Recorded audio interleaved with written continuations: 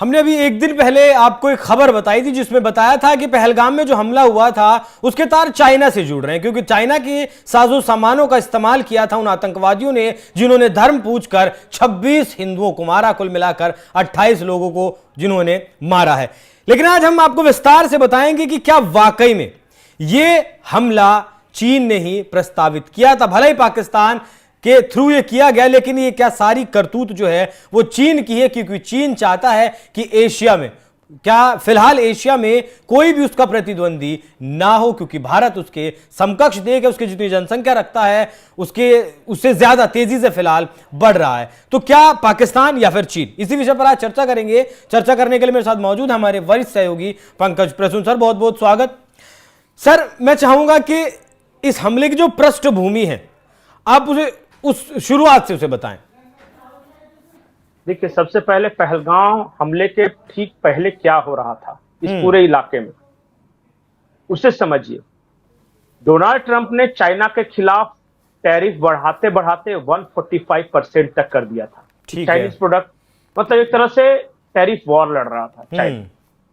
दूसरी बड़ी खबर यह थी कि पहलगाम हमले के ठीक पहले एक आईफोन कंपनी है अमेरिका की, उसने कहा कि हम अपना प्लांट उठाकर चाइना से इंडिया लाएंगे और जितने 60 मिलियन आईफोन सप्लाई होते हैं पूरे यूरोप और अमेरिका मिला के, वो हम मेड इन इंडिया, मतलब इंडिया का जो प्लांट है ना वहां से करेंगे। ये सब चीजों पर गौर कीजिएगा। फिर आप गौर कीजिएगा कि जब हमास ने इजराइल पे हमला किया था तो वहां भी सारे चाइनीज इक्विपमेंट्स यूज हुए थे और इजराइल ने यह कहा था कि हमास की औकात नहीं है हमारे आयरन डोम को क्रॉस करते हुए हमारे यहां घुस जाने के, जब तक उसे चाइनीज टेक्नोलॉजी का मदद अगर नहीं मिलता। तो यह कहा था कि नहीं उस वक्त।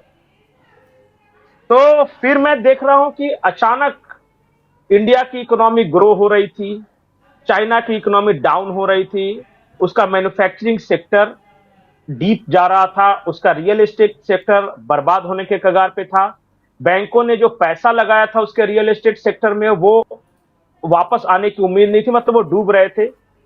ऐसे वक्त में जब अमेरिका की तरफ से टैरिफ वॉर है और इजराइल हमास वाले फ्रंट पे चाइना पे सवाल उठ रहे हैं, खुल के चाइना ईरान जैसे देश को मदद कर रहा है, अमेरिका के खिलाफ जाकर, अमेरिका या यूरोप के खिलाफ जाकर ईरान को मदद कर रहा है।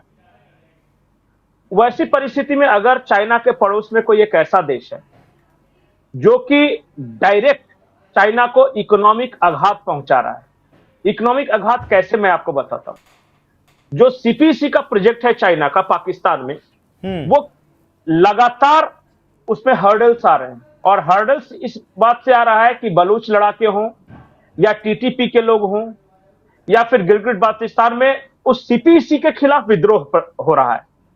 कई चाइनीज इंजीनियर मारे जा चुके हैं और चाइना में यह समझ है कि यह सारा कुछ भारत करवा रहा है।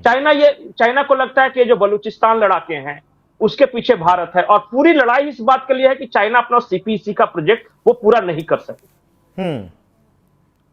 चाइना को ऐसा लगता है कि उसके इकोनॉमिक इंटरेस्ट में जो भी हर्डल्स हैं वो भारत की वजह से। अब भारत से डायरेक्ट तो लड़ नहीं सकता, तो एक साजिश रची गई।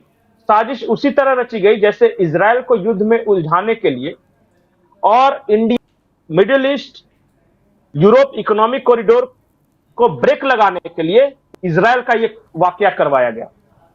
मतलब इजराइल में एक हाइफा पोर्ट है, जब भारत से जो ट्रेड रूट चलता वो सऊदी अरबिया, कतर और कतर के बाद इजराइल में घुस रहा था और इजराइल के हाइफा पोर्ट से उसके बाद यूरोप के ग्रीस में जा रहा था और वहां से यूरोपियन कंट्रीज अमेरिका तक। ये ट्रेड रूट भारत, बाइडेन सरकार ने और ये सऊदी सरकार वगैरह ने मिलकर तैयार किया था इसे। चाइना को यह लगा कि अगर हमारा अगर सीपीसी नहीं या हमारा म्यांमार में one belt one road initiative नहीं, तो ये इंडिया का ट्रेड रूट कैसे बन जाएगा। तो दो साजिश रची गई। एक साजिश रची गई कि इजराइल को डिस्टर्ब करो ताकि हाइफा पोर्ट से जो जाना है वो पूरा खित्ता जो है युद्ध में उलझ जाए और ये प्रोजेक्ट पूरा नहीं हो सके। और दूसरा, भारत को कहीं ना कहीं उलझाना जरूरी है, क्योंकि भारत एक तो यूरोप की तरफ रोड ले जा रहा है, दूसरा एशियन कंट्रीज की तरफ ले जा रहा है, थाईलैंड की तरफ और ये म्यांमार की तरफ, उसके आगे तक। और ये सारी चीजें मिलकर एक बड़ा प्रोजेक्ट बना रही है। और भारत को कहीं ना कहीं उलझाना जरूरी है, क्योंकि भारत एक तो यूरोप की तरफ रोड ले जा रहा है, दूसरा एशियन कंट्रीज की तरफ ले जा रहा है, थाईलैंड की तरफ और ये म्यांमार की तरफ, जावा, सुमात्रा, यहां तक सिंगापुर तक लेके जा रहा है वो ट्रेड रूट। तो जब तक इंडिया किसी चीज में नहीं उलझेगा ना, तब तक चाइना का दबदबा नहीं रहेगा इस पूरे इलाके में। और साउथ चाइना सी को लेके भी भारत क्वाड का मेंबर है। ये वो भी चाइना सोचता है कि वो उसी के खिलाफ बनाया गया है जो जापान, ऑस्ट्रेलिया, इंडिया और अमेरिका ने मिलकर बनाया है, जो क्वाड बनाया है। तो वो एक काउंटर ऑफेंसिव की तैयारी में था। तो काउंटर ऑफेंसिव चाइना क्या कर सकता था? अब चाइना के तरफ 3 देश हैं, ईरान, रशिया और चाइना, ये पावर है। और बाकी प्रॉक्सीज हैं, जैसे कि पाकिस्तान प्रॉक्सीज है, छोटे मोटे देश। उसने कहा कि हम डायरेक्ट अगर इंडिया के खिलाफ नहीं लड़ सकते तो हम अपने प्रॉक्सीज के जरिए इंडिया को डिस्टर्ब करते हैं। और फिर ये पूरे पहलगाम की साजिश रची गई ठीक उसी तर्ज पे जिस तर्ज पे इजराइल के खिलाफ हमास के द्वारा ये कांड करवाया गया था। यहां पाकिस्तान के द्वारा ये पूरा कांड करवाया गया है।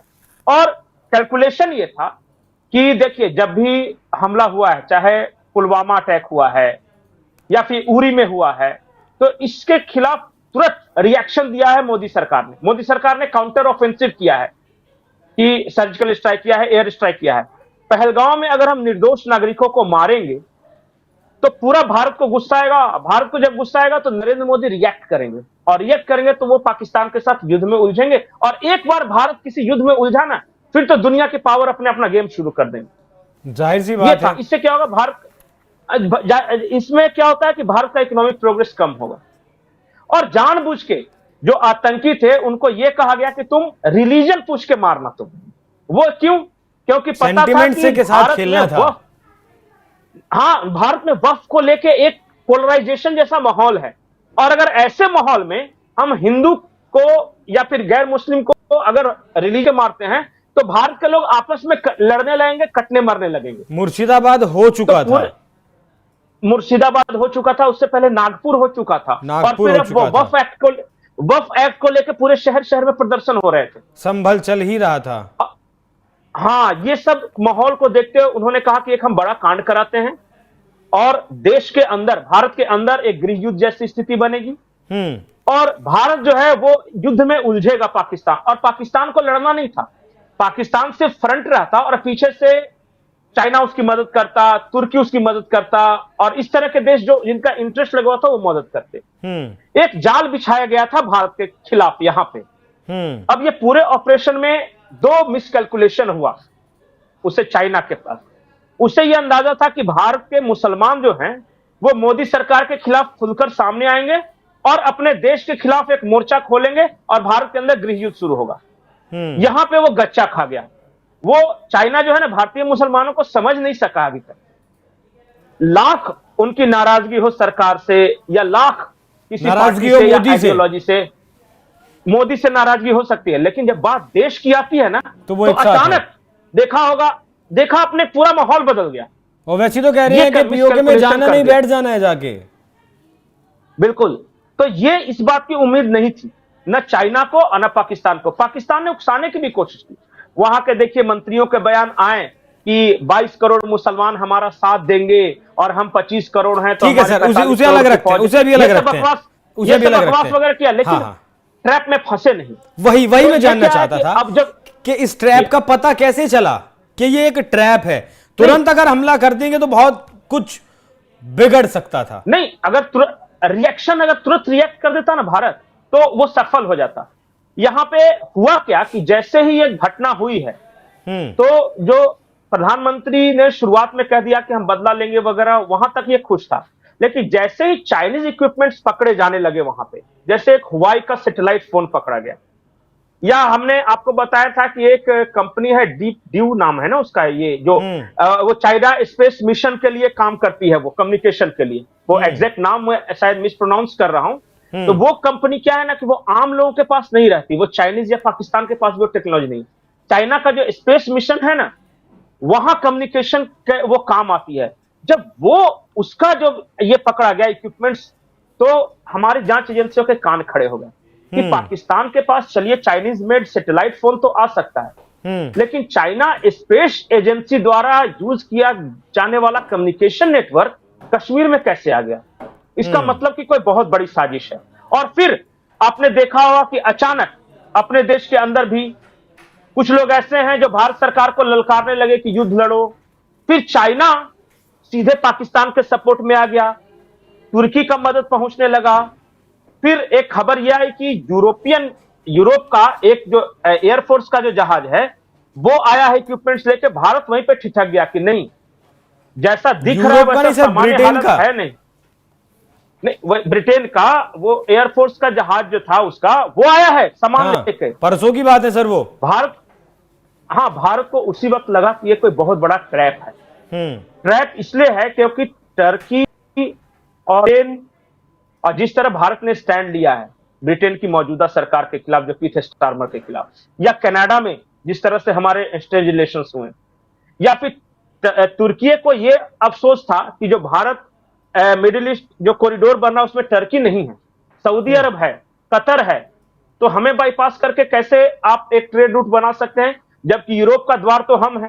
तो उसका अपना इंटरेस्ट जुड़ा हुआ था। जब ये आने लगा सब कुछ ना, तो भारत सरकार सतर्क हो गई कि नहीं, हमें सेंटिमेंट में या भावना में बहकर काम नहीं करना है, लेने के देने पड़ जाएंगे। वो तो बाकी तो ये जो चाइना है या जो वर्ल्ड पावर, वो चाह रहे थे कि एक बार भारत किस तरह का कोई दुस्साहस कर दे, उसके बाद तो हम ट्रैप में फंसा लेंगे, जैसे रशिया को फंसाया था।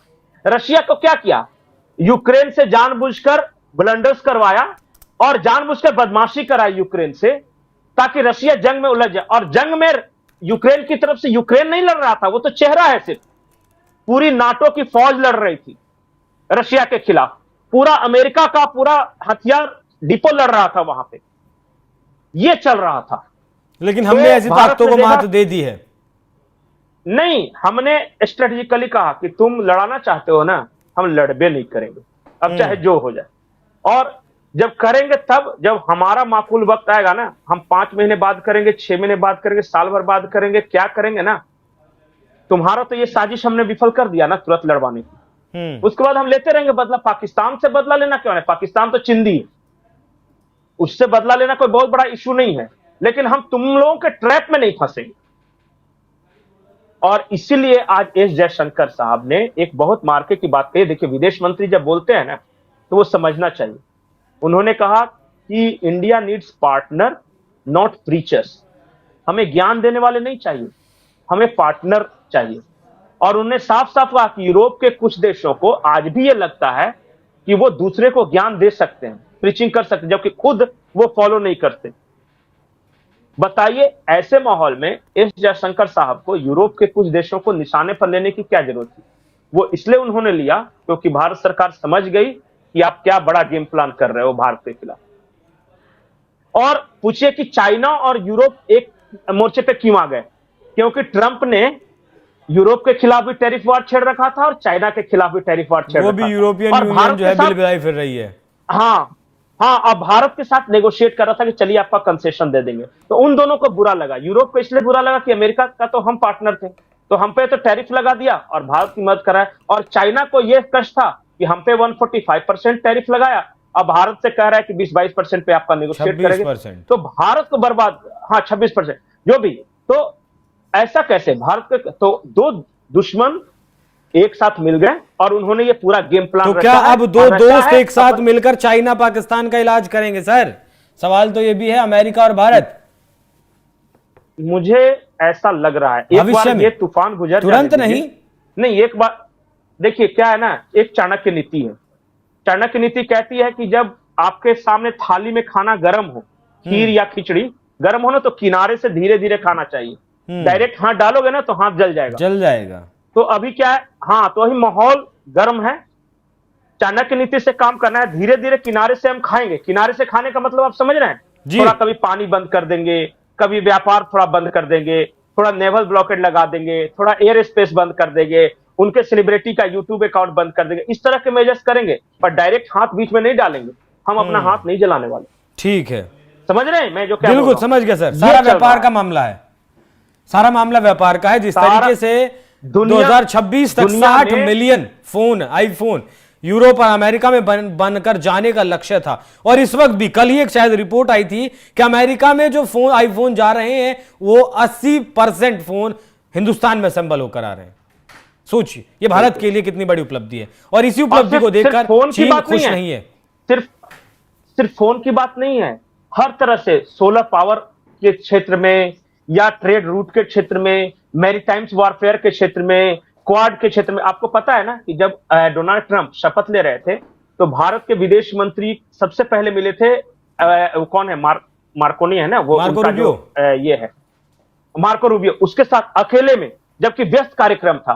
फिर पूरे क्वाड की बैठक हुई वहां पे, उस व्यस्त कार्यक्रम में ये बैठक हुई। तो आपको क्या लगता है ये सब चाइना ऑब्जर्व नहीं कर रहा होगा? नहीं नहीं सर, यहां यहां यहां जरूरी बात यह है कि मार्को रूबियो का इस्तीफा हो गया है, क्योंकि शहबाज शरीफ ने उन्हें फोन किया, उसके बाद उन्होंने जयशंकर साहब को फोन किया, वहां क्या कॉन्वर्सेशन हुई, उसके तुरंत बाद मार्को रूबियो को इस्तीफा देना पड़ा अपने पद से। तो यह भी बहुत बड़ी बात है कि अमेरिका शायद नहीं चाहता कि हिंदुस्तान के खिलाफ एक भी शब्द वो नहीं सुनना चाहता। मुझे तो ऐसा लगता है, आप ज्यादा बेहतर बता पाएंगे। अब आपको लगा ना कि कितना बड़ा गेम प्लान था ये भारत को किसी जंग में उलझाने का। अगर थोड़ा सा पेशेंस लूज करते हम या थोड़ा सा जज्बात में आते तो हम तो ट्रैप में फंस गए थे। बिल्कुल लेंगे बदला, बिल्कुल लेंगे बदला, लेकिन वक्त हमारा होगा, तरीका हमारा होगा और हम अपने अनुसार लेंगे, किसी के ट्रैप में फंस के नहीं लेंगे। ठीक है सर, बहुत शुक्रिया, बहुत धन्यवाद। ये जो खुफिया जानकारी आपने हमें दी है, शायद ये देश को जानना जरूरी है। बहुत शुक्रिया आपका।